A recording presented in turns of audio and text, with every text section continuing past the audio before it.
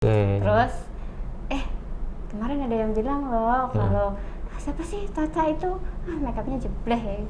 Oh iya, kita bilang oh iya ya wis nggak apa-apa.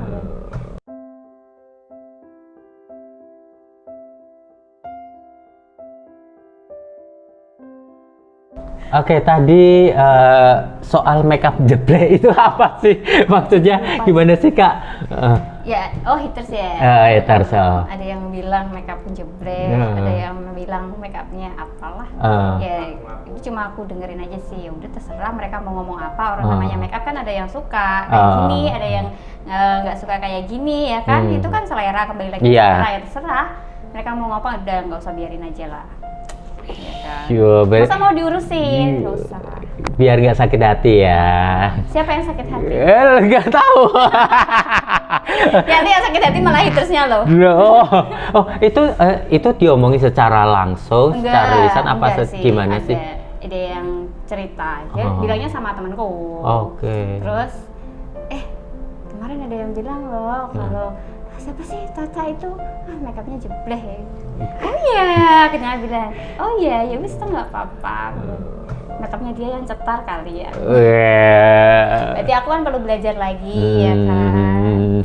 Ya semoga apa ya hal-hal yang dari netizen atau komen-komen itu menjadi kayak ya pendorong kita untuk lebih baik. Yes. Langsung ngomong pendorong. Iya kan? Untuk lo, iya benar. Jadi kan kita bisa evaluasi apa sih kekurangan kita. Oke. Kalau nggak gitu nanti kita nggak semangat loh. Taunya kita kita udah baik. Benar. Nggak mau belajar gitu ya. Kalau netizen, berarti aku harus kurang ini, aku kurang ini. Jadi kan kita mikir, aku harus belajar lagi. Kalau nggak belajar ya paling misalnya gitu-gitu doang, nanti ketinggalan sama yang baru-baru. Oke, iya sih. Ketinggalan nanti diselip sama Kak Vivi. Jangan dong. Ada lini pasarnya sendiri.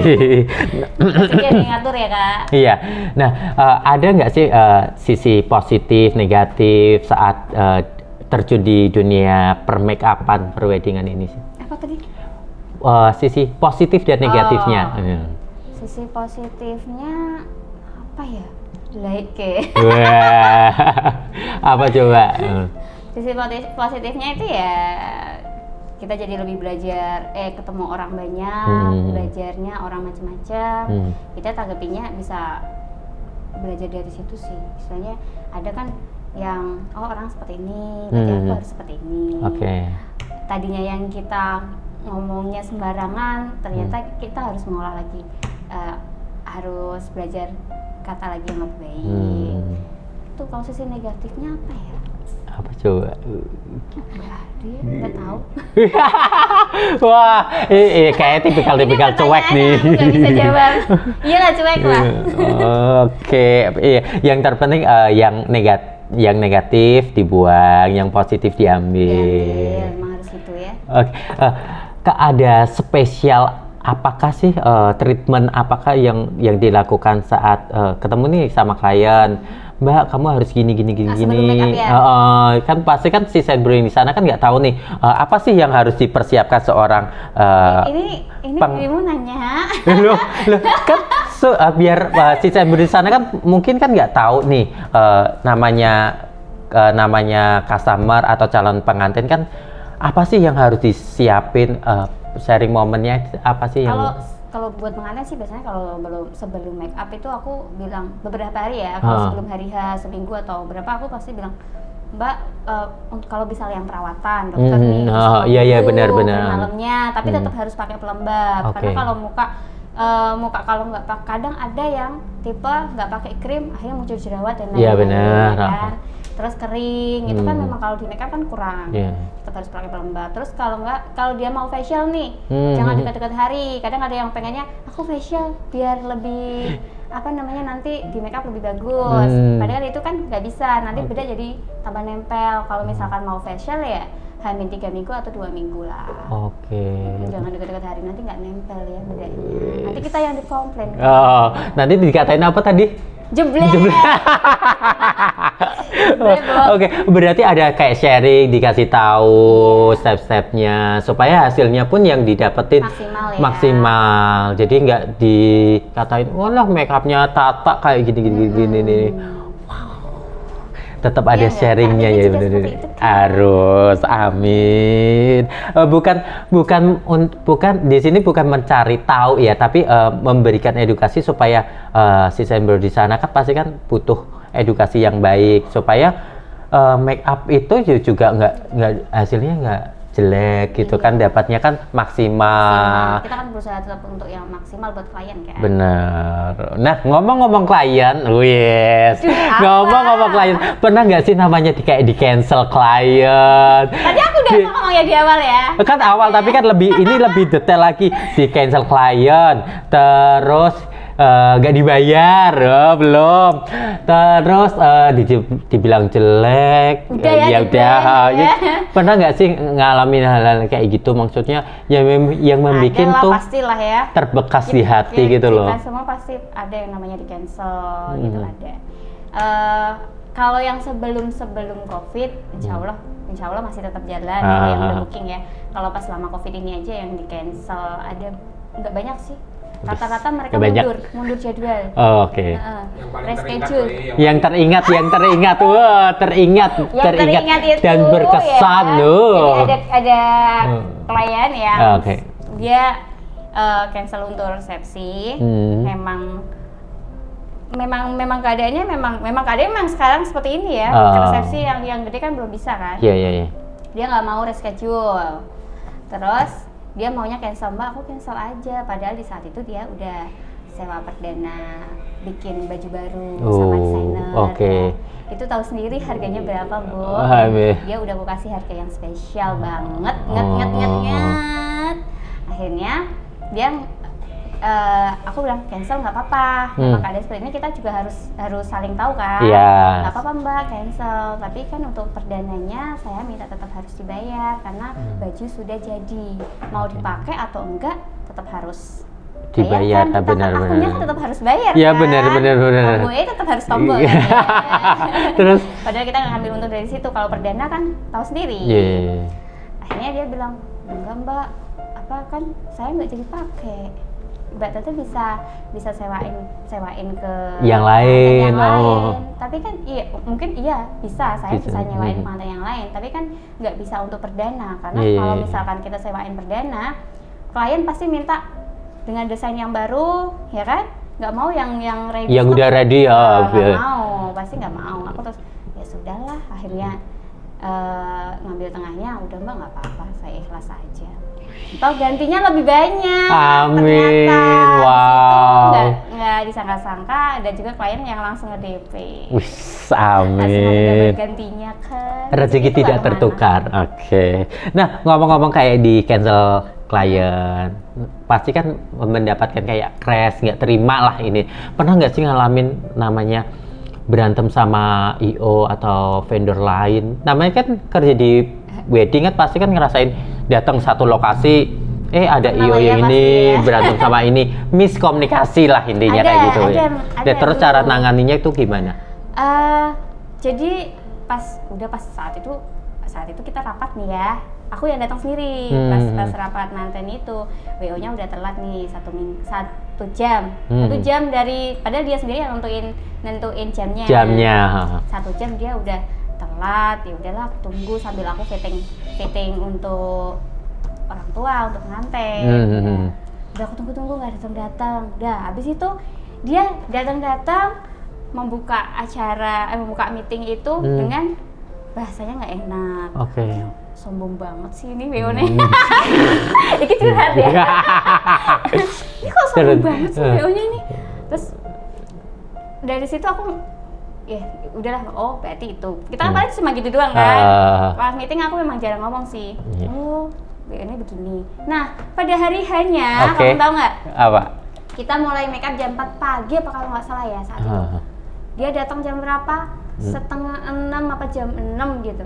Padahal kan among tamu itu udah mulai make upnya harusnya dari pagi, subuh juga kan, subuh karena juga. Dia harus ready pagi. Aku tanyain kalau keluarga memang harus ready kan untuk akad. Nah, saat itu WO-nya datang, kita udah hampir selesai make up untuk among tamu dan lain-lain. Udah aku langsung bilang, Mas kok belum datang sih? Dengan nada yang pasti kayak gitu. Oh iya bener nih, kok periasnya dia udah yang nggak enak. Akhirnya pada saat acara itu kita vendor make up sama vendor WO itu nggak enak, sama-sama nggak enaknya, kita miskom kan. Iya benar. Nah ternyata di besok paginya udahlah kita udah nggak ngurusin, ya sudahlah, mau event sudah selesai lancar, alhamdulillah, pengantinnya puas gitu kan. Terus paginya ternyata aku pas masih tidur, Mas WO itu telepon. WA duluan. Mbak boleh telepon nggak?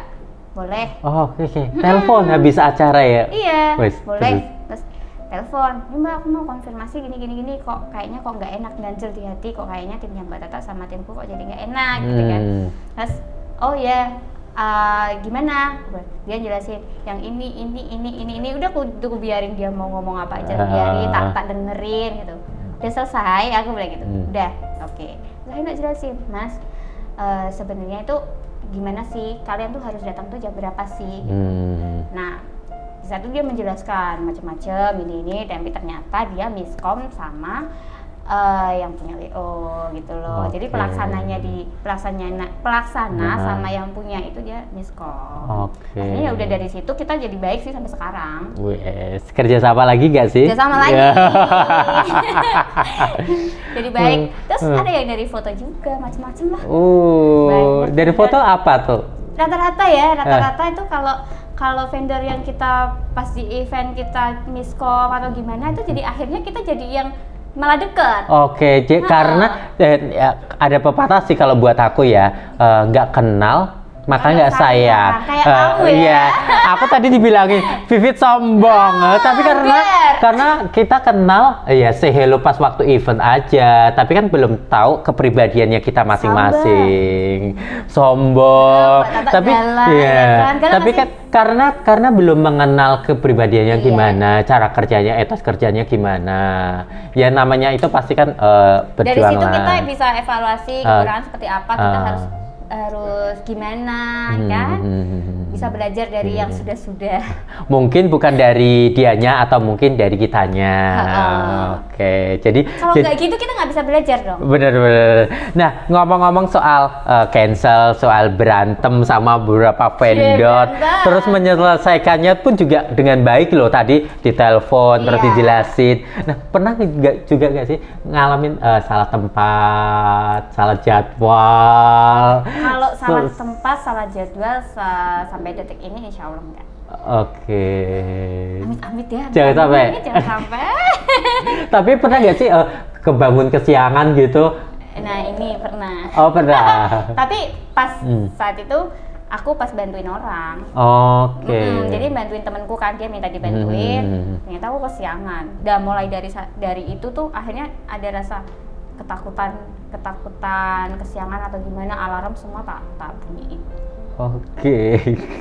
Ada teleponnya tengah malam gitu. Telepon akhirnya, aku kerja ya, padahal enggak. Akhirnya ke bawah sampai sekarang. Tiba-tiba telepon. Kaget. Pernah ngalamin juga ya namanya kesiangan. Wow.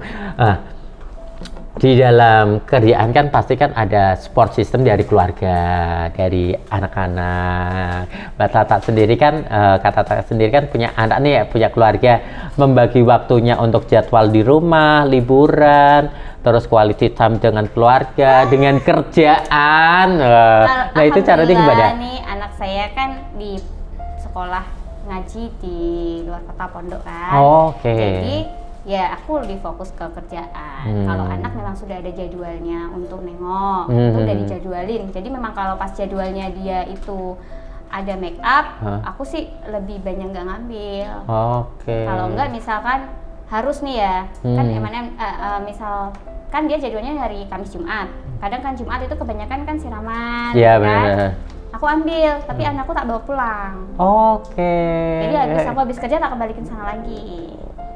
Berarti tetap ada waktu-waktu benar-benar yaudah ini buat anak. Karena aku sama anakku kan ketemunya cuma sebulan sekali. Wah serius? Sebulan sekali kan dia jadwalnya nengok itu sebulan sekali. Jadi kalau nengok di luar jadwal nggak boleh. Kalau sekarang dia udah balik malah. Udah di Semarang. Udah di pondok lagi. Udah di pondok lagi. 4 bulan di rumah. Wow. Pas kebetulan saat itu kemarin kan kita nggak kerja ya, jadi full time buat anak. Jadi ada dampaknya juga di COVID ini ya, quality time-nya lebih. Juga bisa nemenin. Kalau pas lagi banyak job ya kasihan juga dia nggak ditemenin kan. Oke, nah ngomong-ngomong soal pekerjaan di makeup ini kan pasti ada banyak mua-mua kan nggak 1, 2, 4 banyak bisa dihitung. Itu kan ada hal yang makeup yang baru-baru. Nah, merasa tersaingi atau enggak sih dengan hadirnya saya juga? Aku sih nggak pernah merasa tersaingi siapapun. Malah justru temanku kebanyakan orang-orang make up. Kita akrab nih ya. Kecuali kalau misalkan kita ngerasa tersaingi, pasti antara make up satu dengan make up yang lain kita pasti nggak pernah deket. Ya kan? Malah justru teman-temanku tuh orang-orang make up semua. Dan kita sharing, misalkan kurang apa kita sharing. Kalau untuk masalah tersaing atau enggak itu semua udah ada rezekinya masing-masing. Welcome ya sama yang anak-anak baru. Malah ya. Justru kalau kita kadang bisa belajar sama anak-anak baru juga. Iya sih, ilmunya kan baru. Jadi kita saling tukar ilmu lah, kita taunya seperti apa kita tukar sih. Kalau nggak gitu nanti kita nggak tahu yang baru-baru kan ya. Nggak tahu strateginya ya. Bener-bener. Gitu. ada yang mau peres. Bener gak sih? Ayo. Nanya sama mua-mua yang baru. Aku aja tadi dikatain sombong. Sombong. Enggak, coy. Kembali ke semuanya. Kalau nggak kenal makanya sayang. Nah, kalau Kak Tata sendiri nih, kan pasti kan aku sering lihat di Instagramnya kan. Foto. Iya dong. Kan kita follow antala. Dia lihat instastoryku terus loh. Nah, jadwalnya kan foto session di sana, datang ke sini satu lokasi sana, make up jam 3 pagi, paling cepet paling jam 2. Jam 2 ya. Jam 2 pasti kan ngalamin namanya kita kerja, kita kan dapatin ya antara percaya nggak percaya sih soal mistis. Percaya nggak sih kalau mistis? Percaya. Kalau mistis itu percaya memang ada ya. Pernah ngalamin nggak? Alhamdulillah, amit-amit jangan sampai. Serius? Kalau dulu aku mengalaminya pas masih ngantor. Masih ngantor make up.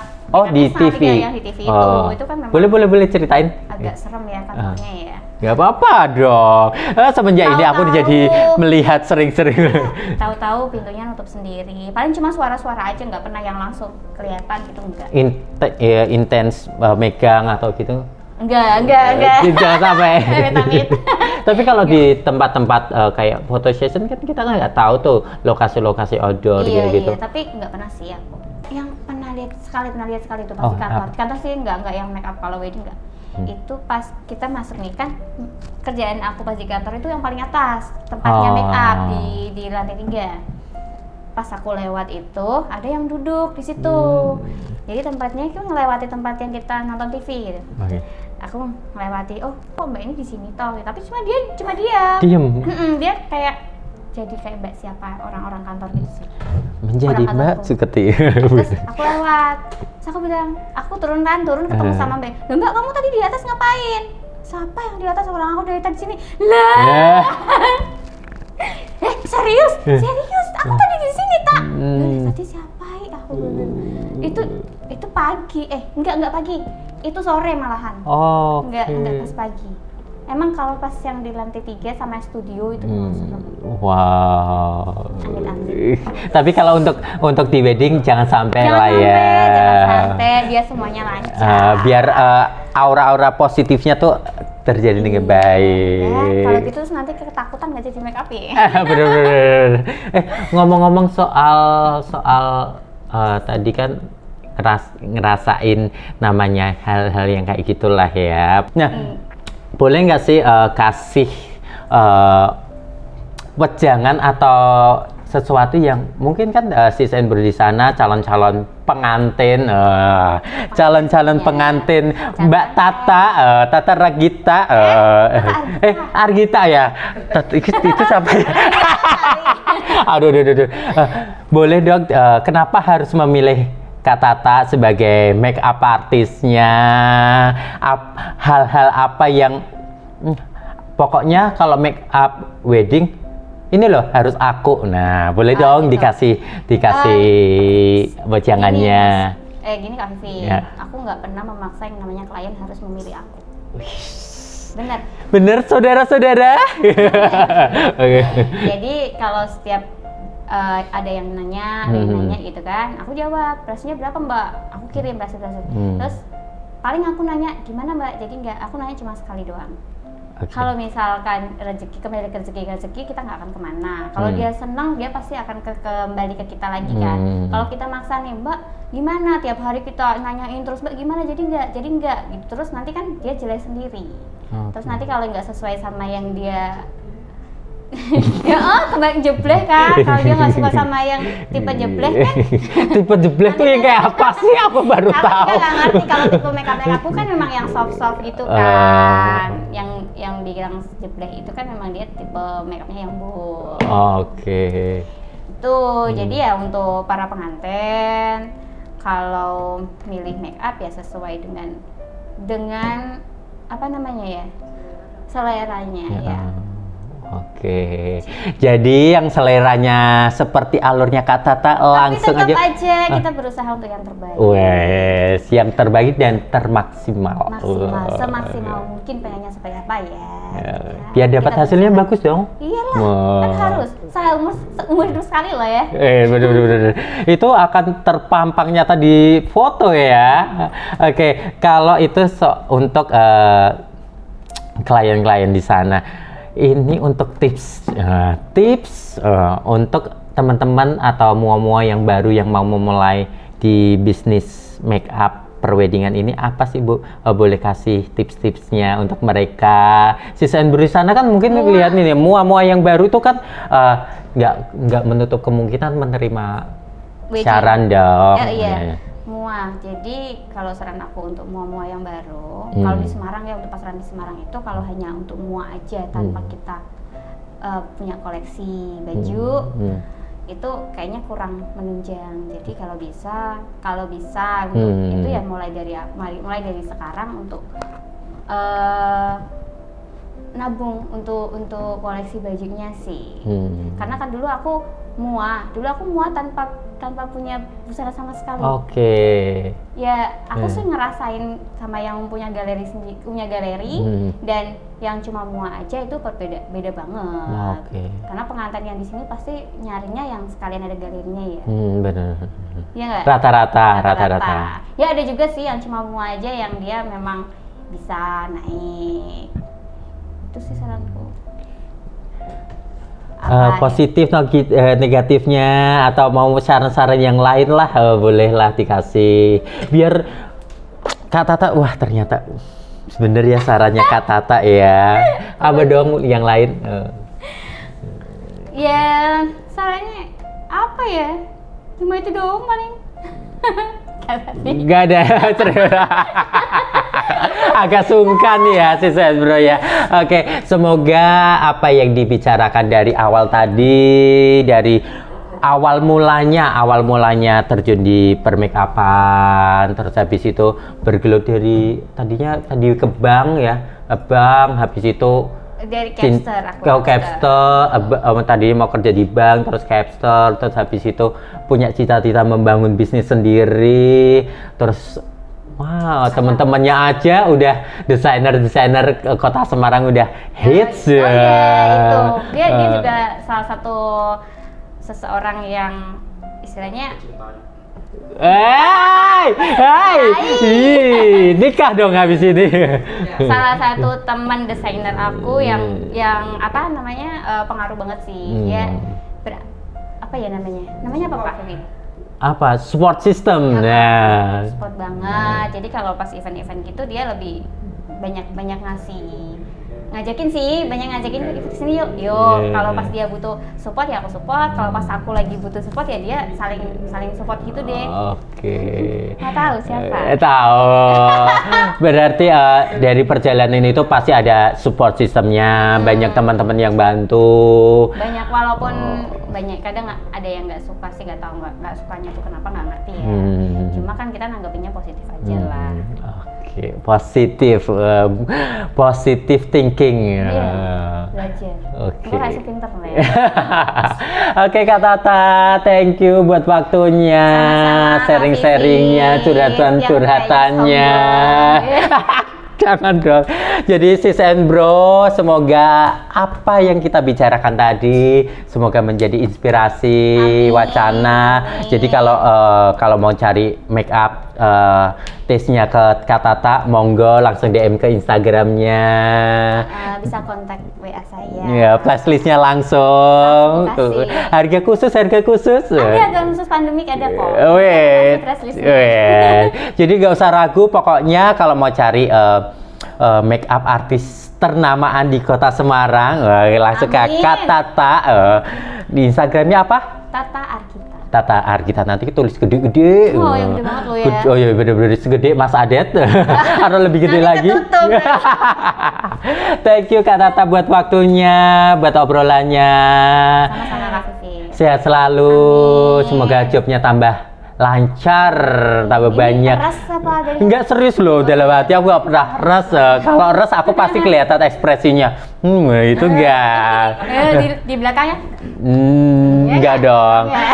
Be positif supaya semua arah positif harus dibagikan. Kita sehat semua ya Kak. Amin.